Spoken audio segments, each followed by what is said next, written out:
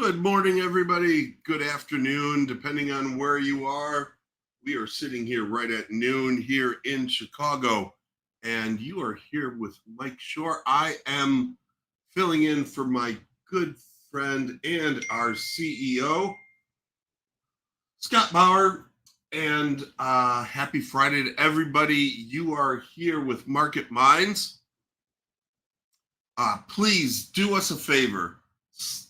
Hit that subscribe button, smash that like button. That helps us everywhere. How's everybody doing today? It's kind of a meandering, annoying market, at least this morning. How's everybody doing? Okay, so I did, you know what? I'm gonna pause my audio alerts here because it is just going to confuse everybody. One second here. There we go. Now those are gone. All right. So I did poll. Remember, hit that subscribe, hit that smash button. But man, I mean, this is just the way this market has been going. You know, they're just playing inside. They're just playing inside the lines randomly. Not a really fun thing. But I did poll and ask some questions to or opened it out to the STO room. If anybody doesn't know what the STO room, STO is short-term options, and that is our room. So there were a couple of questions that came out of here. You know, diagonals. We can go over an example of one that we put out this morning that we actually got filled in. We can also look at risk management. The quintessential part of being a long-term, good, successful trader. And then somebody asked a question about volume profile. And if you do have any other questions, please let me know. All right, so let's start with diagonal spreads.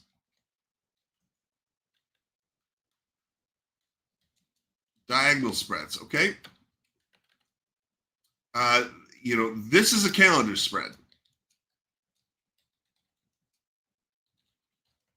And that means that we are using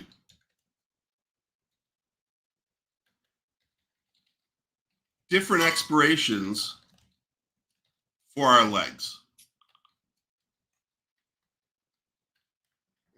Typing like I normally do.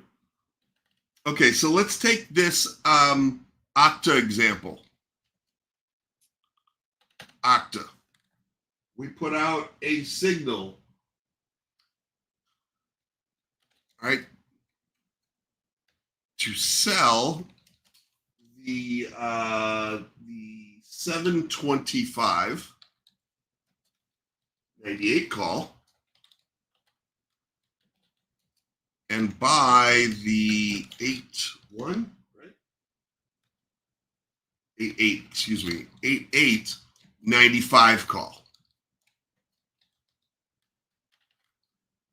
Okay, so we're buying a longer dated option that is going to get into the money faster than these 98 calls. So we're basically what we're doing, we're funding our purchase of the 95 call with the 98 call. And if Octa does take off, we also have a $3 embedded spread in this.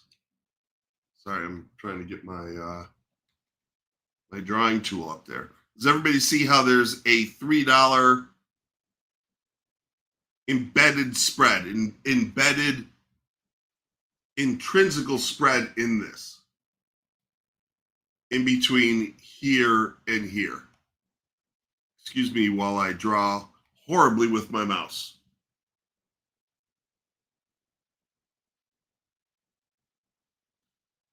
Okay, and so what we're essentially what we're doing is we are playing one that implied volatility is low,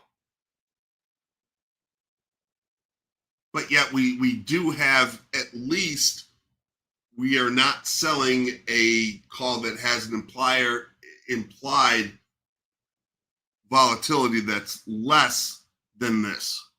So we have this $3 wide call spread in here, and we are able to finance the purchase of this call, this 95 call for the 8/8 expiration by selling the 98 call.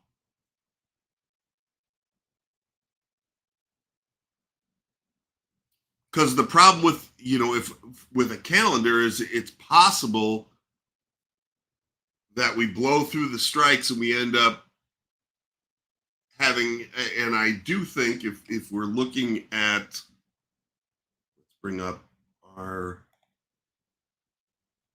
and I'll make this bigger once I get it up. So we're looking at playing this off of the 200-day moving average. So if we get that bounce, and if you look at Octa, we haven't been living below the 200-day moving average since January. Okay, so it's pulling down. Is it going to go down further? Maybe. We don't know. But it is a very, very good place to try and get into this thing.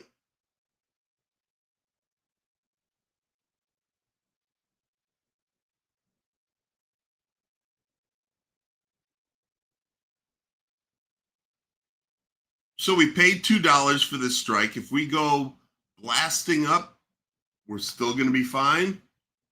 But that's what a diagonal spread is. All right, let me get rid of this here.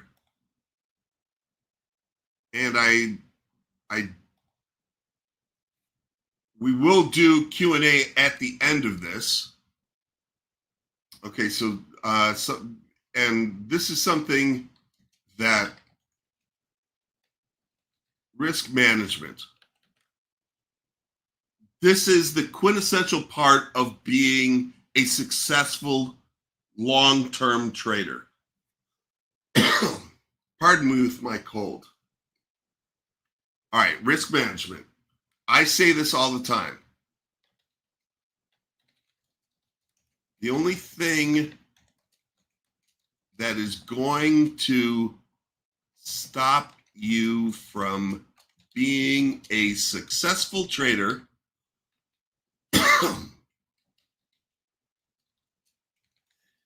is your inability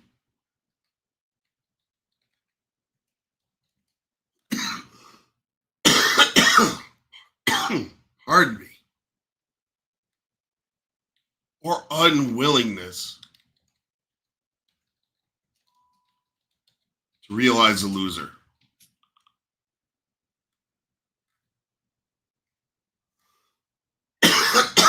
Again, I'm apologizing for this cold. I just can't kick it. Okay? A loser.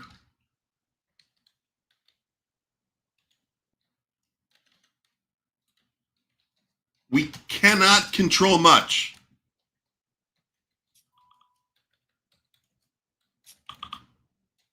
In trading.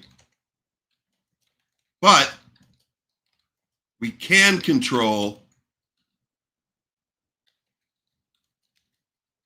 our risk. And that's why we employ,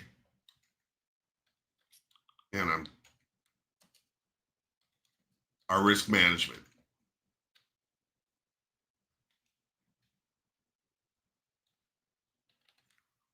So how do we approach risk management? And let me bring this in here. I know this is going to be very small, so I'm going to make this bigger.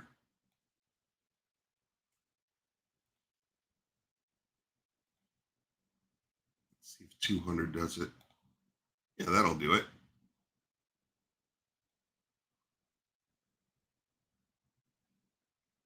You guys see that okay?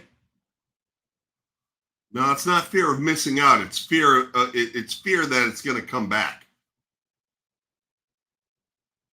It's not fear of missing out. Fear is missing out is if you just buy something that's going up at the top. Okay, so let's say, for example, like me, I'm trading a $25,000 account. And with the way that the market's been moving, we've only been trading on a half allocation. Full allocation for me is 4%. So right now we're trading around 2%. Make this a little bit bigger so you can see. Okay, so that means that if I'm trading a $25,000 account and I have 2% of allocation risk that I'm going to take, that means that I am going to put $500 of premium towards any of these trades. That doesn't mean that we're going to risk $500 unless you're doing it in a very, I'll say stupid way. But let's say that we have an option that we want to buy and it's $2.25. Well, $2.25, I do the math and the rounding for you. That would mean a 2 lot. If I'm going to risk, if we are at like 3/4, well, then, let's say that we're going to buy something for $2.50. That would be 3. So allocation is the first part. Then we move on to risk. Now the risk on one of my day trades, I have this set up for something else right now. I don't risk on any of our day trades more than 10%. And really it's more like 6 or 7%. But if I have a 10% stop loss based on this price that I entered in, that means that my exit on my stop would be $2.25. If you want to put a target exit out there, I'm way, way, way more concerned with where you have your stop than where you have your target. If the thing is keep going in your favor, let it run. Go to a trail stop. Go, let it run. Sometimes we are fortunate to get into a trade that is just running. Not always. Maybe even not always. Maybe even not all often.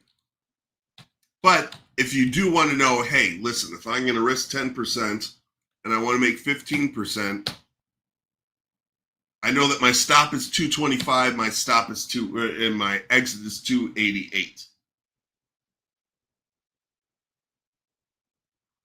But the big thing is to, one, define your allocation. And remember that at no point do we want to say, well, I feel really good about this trade. The market doesn't care about how good you feel about this trade. And so you have to approach it from that way. That everything is a discrete type of trade. So what I'm most importantly looking at is where am I going to minimize my losers? Because the only thing that's going to take us out of this game, because we do not we don't take just random trades just because. We know that we're good at this. But we also realize and we open ourselves up to the fact that maybe we're wrong No, and like Kevin said, don't add to a losing trade. That's exactly all you're doing is the same thing that I was talking about, is that you're unwilling to realize a loss. Realize the loss, and it's okay to get back in. We did that at least once today, and we do it every day. That I was like, oh, we bought these calls, things were coming down, and I was a little bit early, and we got stopped out. And I was like, you know what? This market, I was a little bit early. So we stop out and we get back in, and we make more money than what we lost. But the thing is do not let any trade take you out of the game. Big losers is what's going to take you out of this game that we play.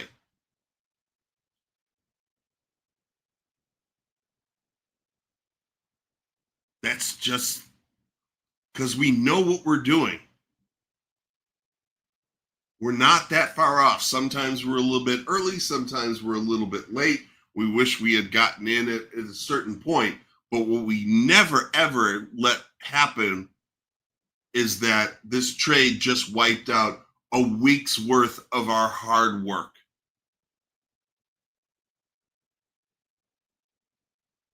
But you have to realize that loss and then get back in.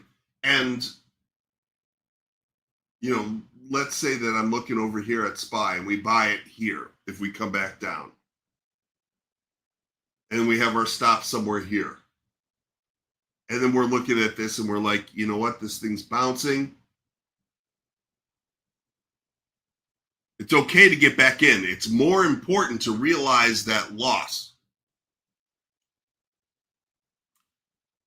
All right, I don't want to beleaguer that point, but it's an important one. Risk management. When I hear about one of my students, there's like, oh, this option went to zero, and then I went and I didn't get out when I should have. And then it just rallied back and I got out for break even or maybe even made a little bit of money. Okay. So you took nearly 100% loss and you're taking, let's just say 5% win. If you do that over the course of time, you are going to lose with that trading strategy. And a lot of people will say, well, with options, I have time. And I just don't subscribe to that. And I think that you are going to run yourself into the ground by doing that.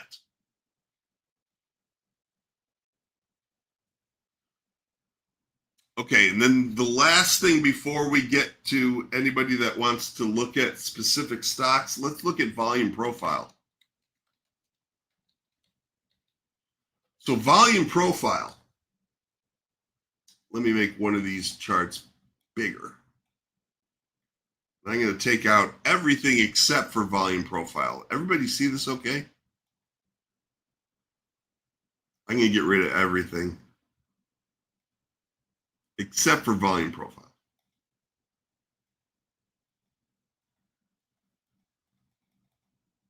Come on, get rid of it. That's close enough. Okay. So volume profile, this just happens to be Microsoft. So volume profile on your x-axis, meaning the horizontal axis, that is the relative volume of where things have traded and over the course of time. The y-axis is at what price did that happen.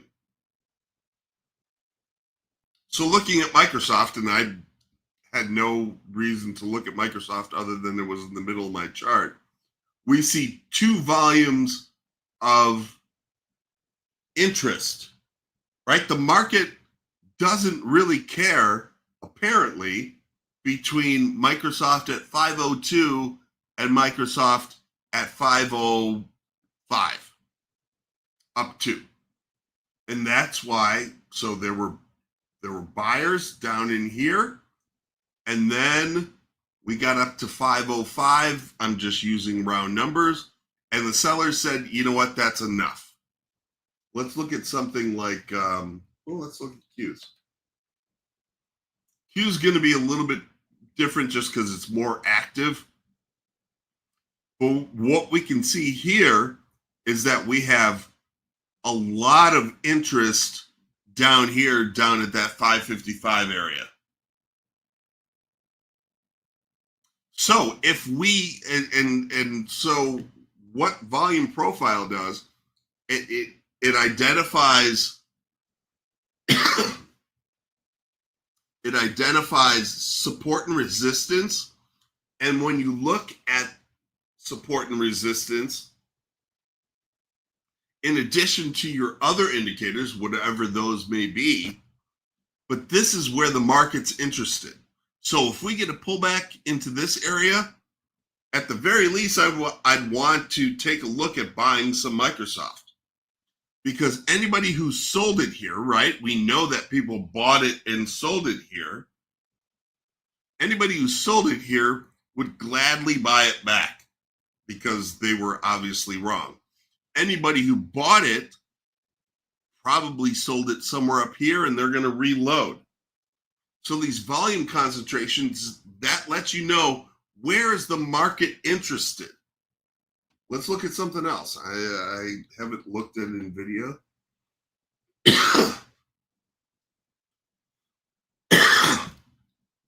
But here,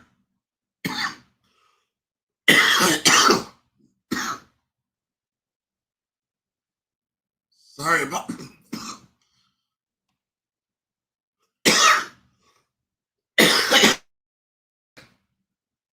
sorry about this cold.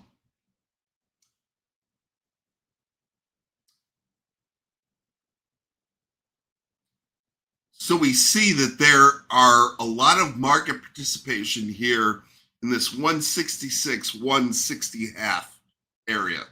We also see that there's some volume sellers here, 166.53. So basically, the sellers said enough. The buyers are like, we're going to buy it here. Now, can it run up here again? Probably. But if I were going to get long NVIDIA, it's either here or it's above where these localized highs were. No, it's just a cold. It's annoying. Just a cold. Somebody asked if I can look at BABA. How am I getting different colors? You can change the colors anyhow, any way that you want. So if I want to look at my studies, edit studies, and I want to look at volume profile, I hit this. And then if I want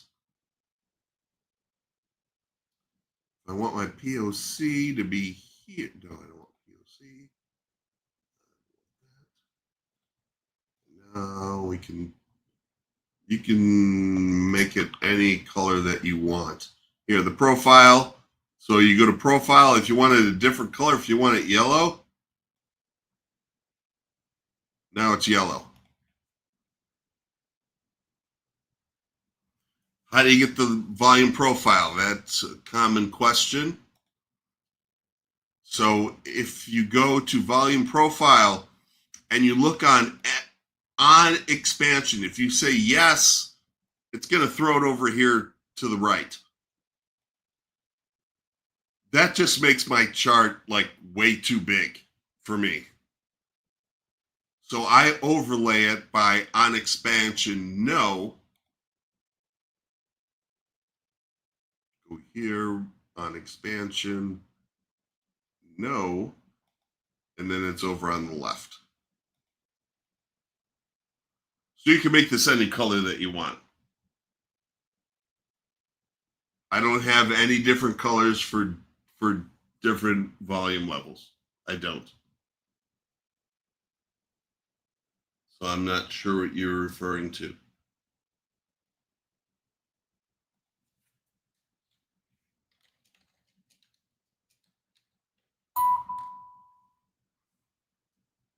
But hang on, let's see what the word of the day is. Um,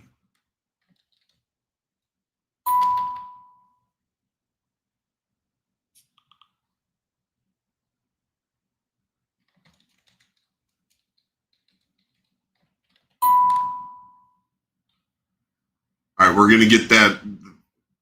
We're gonna get that out to you shortly.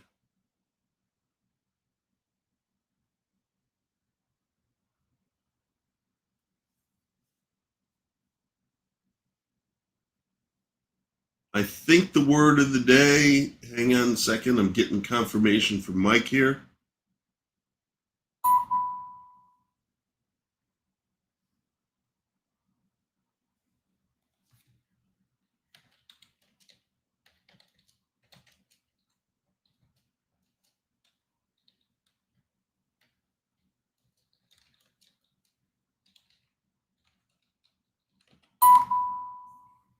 All right, hang on a second here. Let me see if I can get our word of the day out here.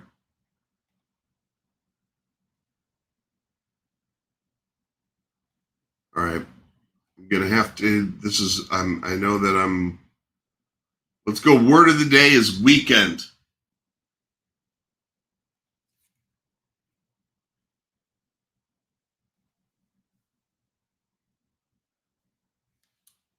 I don't use ADX, John. I find it at least for. I think that it probably has more applications for longer term trading. I found the ADX to be too slow on day trading stuff.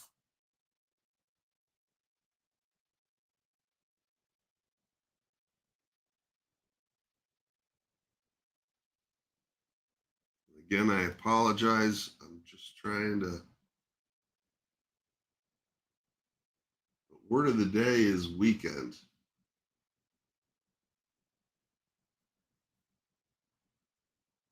Okay, did I miss anybody's questions? Completely possible. Completely possible with things running through. Somebody asked me to look at a BABA chart, I believe, earlier. Let me get that up here. Somebody asked me about BABA. Late last week, we had a nice short in BABA around 116. So now BABA got below. Let's make this bigger so you guys can see it. So it's coming back. I'm not convinced.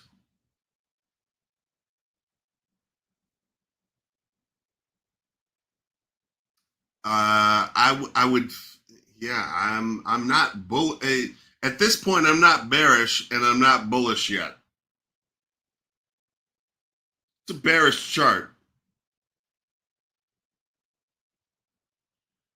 My thoughts on CRW. Well, they just bought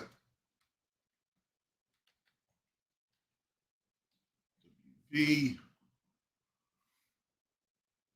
So they just bought something with almost the same name. Now you're also looking at a chart that doesn't have a whole lot of data behind it. 50-day moving average for sure. It did just today flip from an ATR that was bullish to an ATR that is bearish. And if you look at the hourly charts, it's straight down. I wouldn't think about getting long and well, I wouldn't think about getting short here. You kind of missed that boat.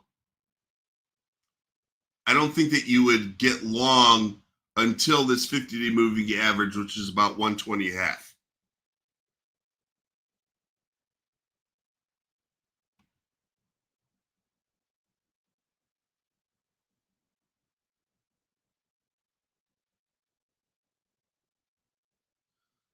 So it's kind of this is a no trade for me.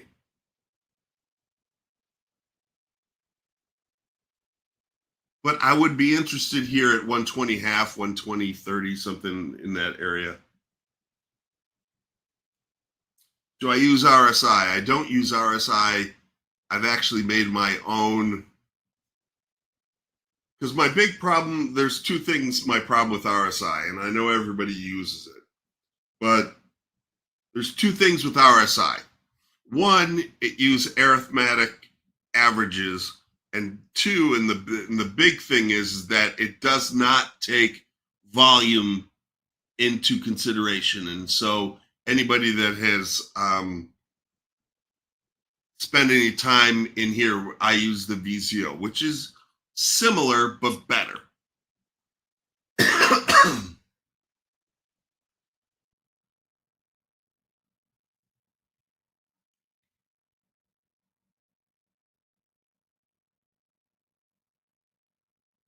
All right, Ricardo, the wheel is closed. Let me scroll through here and see if I missed anything. So I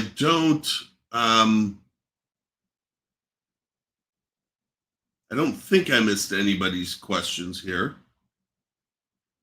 but I don't. Yeah. So the RSI and the VCO, usually it's not like the VCO is going to go and in a complete opposite direction than RSI.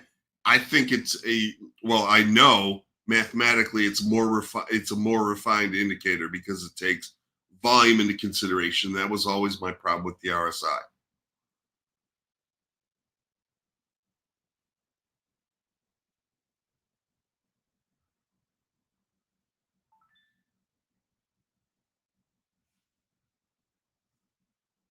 All right, did I miss anybody's questions? I know that there's a lot of things flowing through here, especially with everybody putting in the um, well, John asks, what does it take to change your mind after a trade and cutting losses? That's why I put out a very short stop. If I'm wrong, that's okay. I know that we are right. Hang on, let me see how. I mean, on the year we're right of just shy of 74% of the time. No reason to take any big losing trades.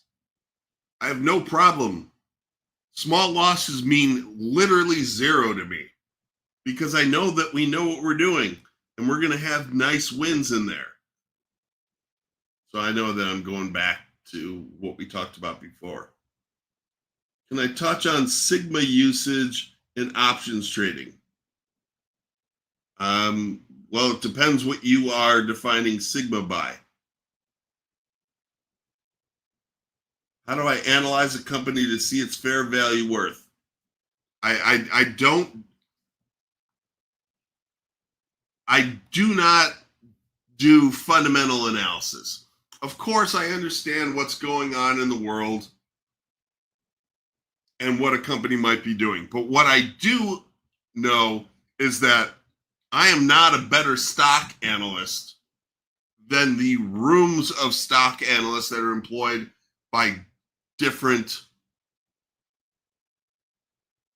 banks, market making firms, investment firms. I know that I'm not better at them. They have more money, they have more manpower. There's no way. But what I do know is that whatever the prevailing attitude towards a given stock at any given point, that is the sum and that is reflected in the price. And so that's why I lean on technical analysis as opposed to fundamental analysis. No, like I said, that it's not like I'm ignorant to it, but I know that I'm not better than it. So I don't try and out analyze the analysts. They're better at me than that.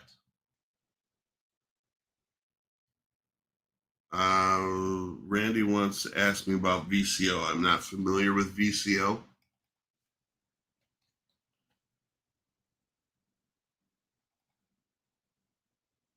Um, VCO, is that a stock?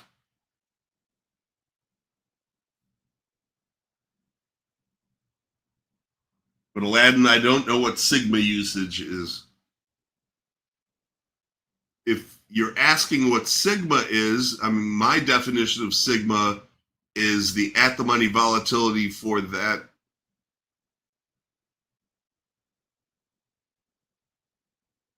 stock at that time. So that would be used for figuring out things like expected move.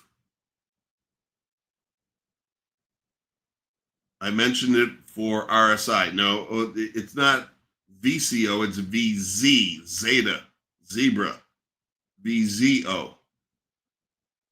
What do I think about ACN?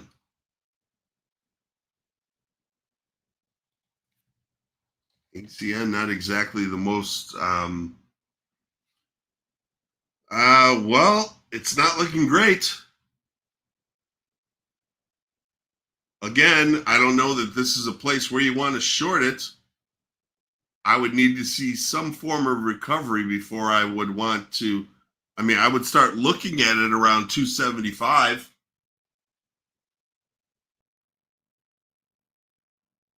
Sigma would be the one standard deviation expected move over that course of time. That's true.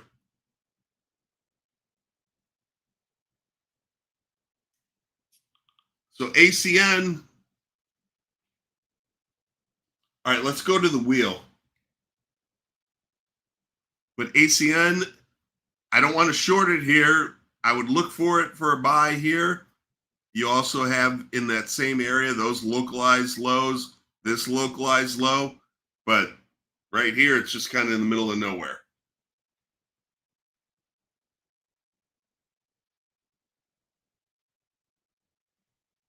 All right, hang on, let me get the wheel going here.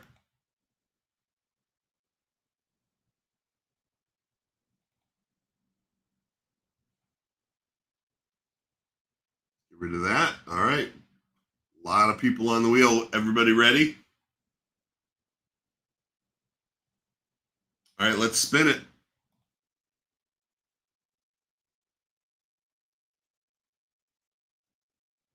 Does it look like Aubrey or is it AZ Bob? AZ Bob? I wish I knew your real name.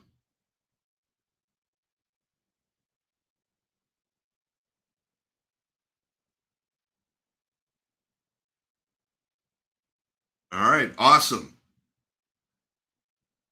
So, AZ Bob, email your shirt size and your address so we can send it to you. prosperswag@prospertrading.com. I was going to guess that your name is Bob and that you're from Arizona. But congratulations.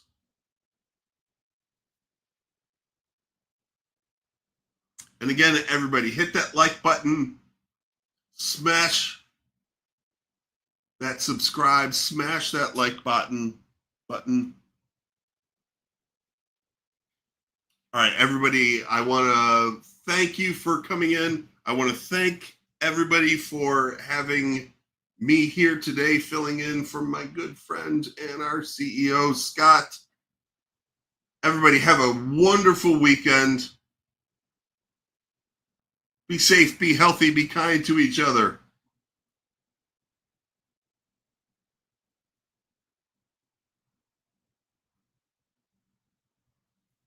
And I will see you back in the STO room. Everybody, thank you, thank you, thank you.